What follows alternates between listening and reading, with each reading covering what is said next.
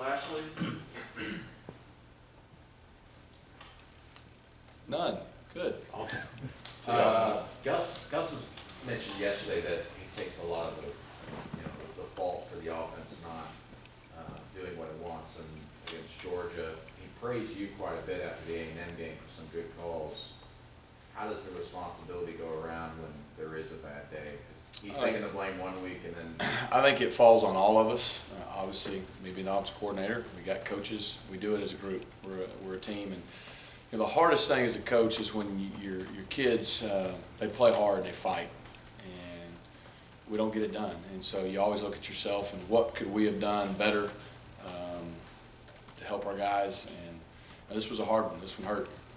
It hurt our kids, hurt our coaches, and so we all got to do a better job, and we all share in that loss. There are moments you look back and wish you would have done something different? There's no doubt, and that's the way any loss is. I mean, even when you play, back when I played, I mean, there's games I still remember if I'd have just done this or done that. And the same thing as a coach, I think everybody's got to look at themselves, and we all do, and we're very critical of ourselves. And when we don't get the job done like we didn't Saturday, it's hard, it's tough, and so we definitely looked at everything we could have done better, did do all that, and we're pushing forward, and we're trying to do a better job this week. Rhett, the two questions that have been asked most often are, Gus said Tuesday that it was obvious Sean wasn't full speed. What was the thinking behind putting him out there 3 more times after the first time? And Joe Bond's averaging almost 10 yards a carry and only gets 4 carries in the second half. Well, it was obvious after the fact. Sean practiced well on Thursday, and for the first time had pretty good pep in his step. He wasn't full speed, we knew that, but so going in there, we thought he could get out there and compete and protect himself and do some things.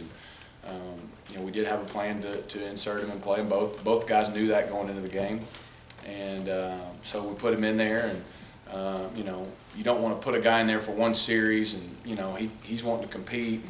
And I think we went 3 and out that first series. We put him back in there. I put him in a bad situation that next series where we threw it 3 times and didn't get any yards. And I think that was the one time we had ran it just about every time on P&10. They'd been in the single high a lot, stopping the run, so we were just trying to get a quick completion, get some tempo going, and it didn't work.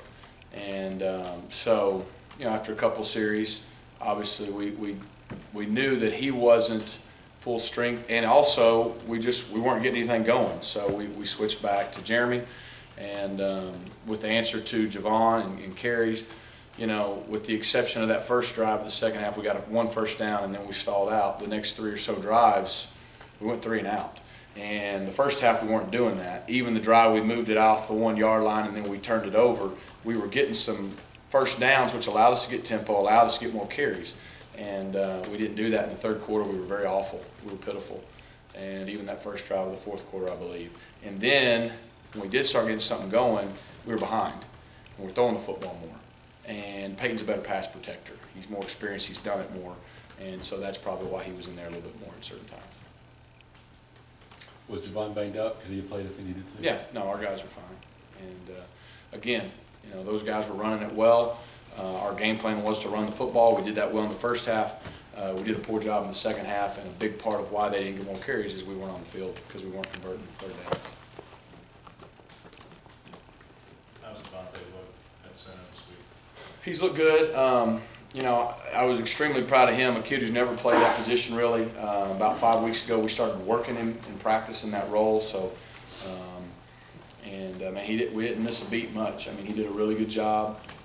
There was even a couple plays he had not ever even repped in practice, just unique plays, and he knew what to do. He executed well, and so I think for the most part, for him to go in and us to, be able to operate our offense without a big noticeable difference was huge for us and for him. And obviously, now that with Austin being banged up, it's good he's getting more reps, and hopefully he'll get better. He still make the calls, or does it go over to Alex or something else?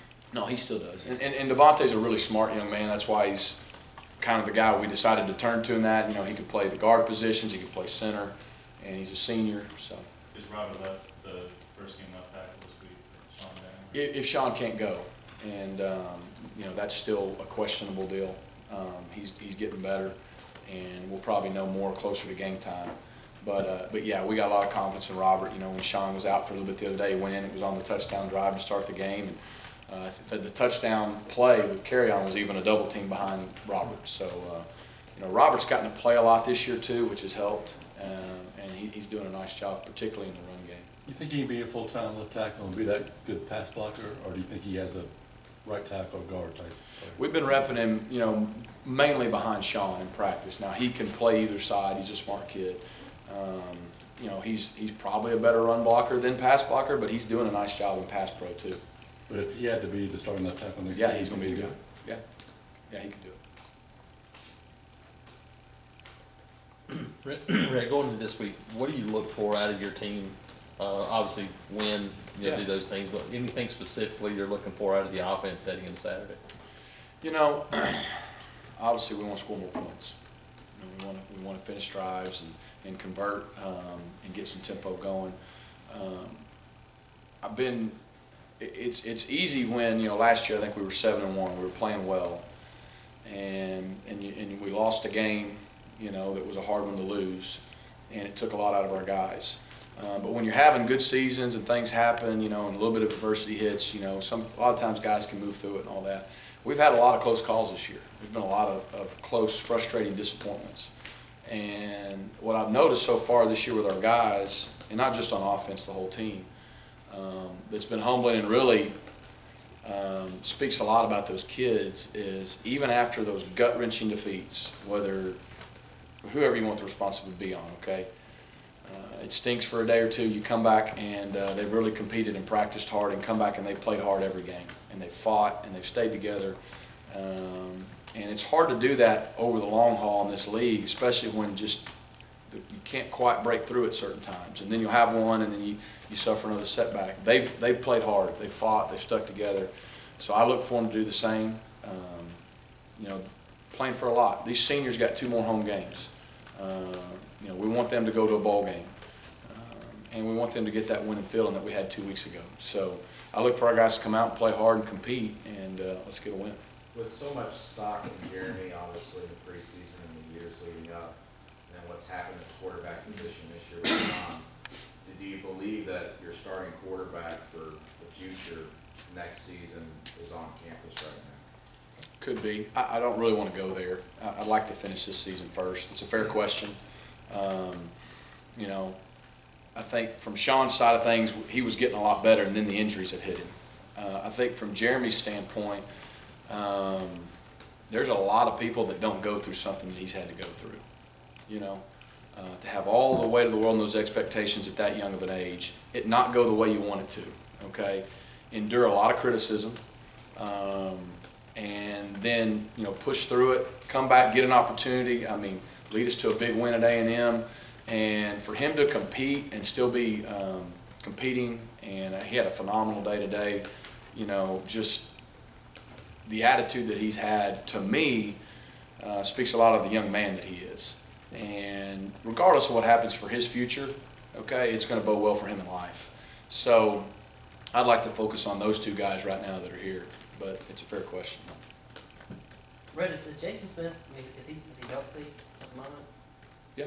Is it, I guess as much as we heard about him in spring and preseason, has it been surprising you guys haven't maybe been able to work him more into the offense? I think total he's got 2 carries this season, he's got 9 catches. I think 11 games seems like you would think he maybe had more than maybe one catch a game. Well, we're not a stat machine, as I've said before. Unfortunately, this year we're not very good at a lot of those statistical areas. Jason did transition to another position, and he's done some good things for us. So he's still a big part of what we're trying to do, and hopefully these next few games he'll double those stats or something for you. We've heard a lot about the message being this week, let's get bowl eligible. How important are those 15 extra practices and developing young guys going into the future in the spring? They're huge. You hear that all the time, but it really is huge because that's like a whole nother spring practice. For your younger guys in particular, whether they're guys that are redshirting that aren't playing this year but they still get more time, whether it's guys that have played a little bit, but It's huge for us as coaches. It's also a huge reward for the older guys, especially those seniors. Bowl games are fun. They're meant to be fun. They get the cool gifts and all that. But more importantly, you just want to win and go out the right way. And that's what I talked to offense on Sunday, and we did again on Monday, is we got to finish well. Okay, the season has been up and down. It's been frustrating for a lot of us. But how you finish matters, and finishing well matters. Last year, at times we did some good things. We didn't finish the way we wanted to. Even the year before, we played for the national championship, but we were 13 seconds away from finishing how we wanted to. So how we finish will say a lot about how those kids feel about this season at the end. And so we're just trying to finish well, and that starts with this game this week. Yeah, if we win, it gets us bowl eligible, and that's good. But we just need to get a win for these guys. Assuming that Javon and Peyton kind of continue to be the workhorses back there, what's Rock Thomas's role? Rock's good.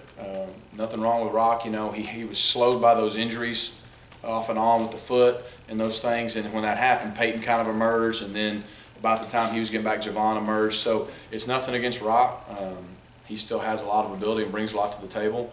And I expect him to play some on Saturday. But those other two guys, just with the injuries, it kind of got him a little behind those two guys. That's really all there is to it. Do you think he has the skill set to move to slot in the future possibly? Well, Rock has a skill set to do a lot of things. I mean, I still think he could be a really good running back. If he can stay healthy, he can do a lot of good things. He's got some skills, some quickness, some agility, things that other guys don't have. He does catch the ball very well. He's a really good athlete. So, there's a lot of things he could do. Him and Carryon are in that mold. They can do a lot of things to get on the field and play. So, we'll see how that works moving forward. Rhett, for this game, is Avery going to be your backup center? He could be.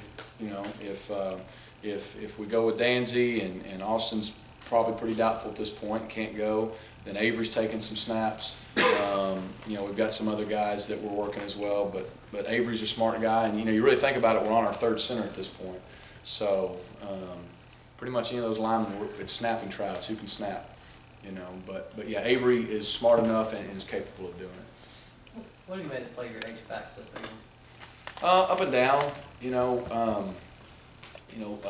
Bubba Petway has been slow by Stinger off and on at times, so I think at times he hadn't been as physical as he was really physical against San Jose State, and we really thought he was turning the corner, and then he got a stinger the next game, so he's done some good things, but that's hampered him a little bit. Chandler just needs a year in the offseason in the weight room.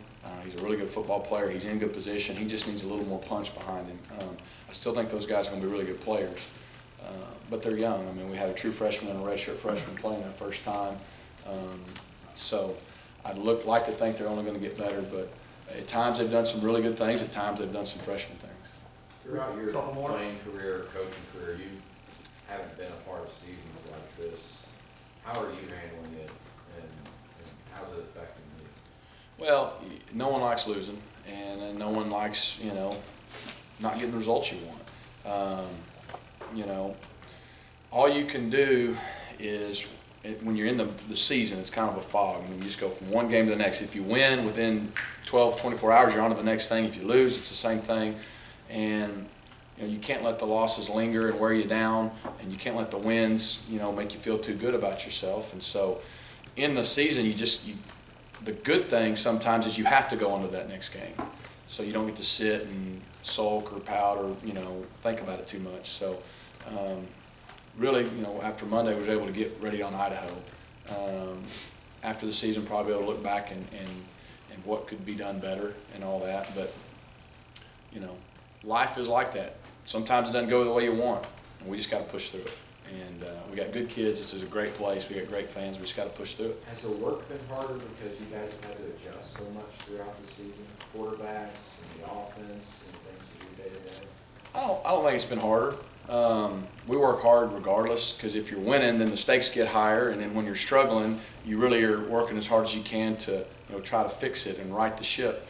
So it's been about the same. Obviously the frustration level, not with anybody or anything, just want these guys to do well so much, and nobody wants them to win and play well worse than us and them, and so the workload's probably not any different. You know, we just got to find a way to have a breakthrough, and that's what we're still working. Have you and Gus kind of been able to sit down and go,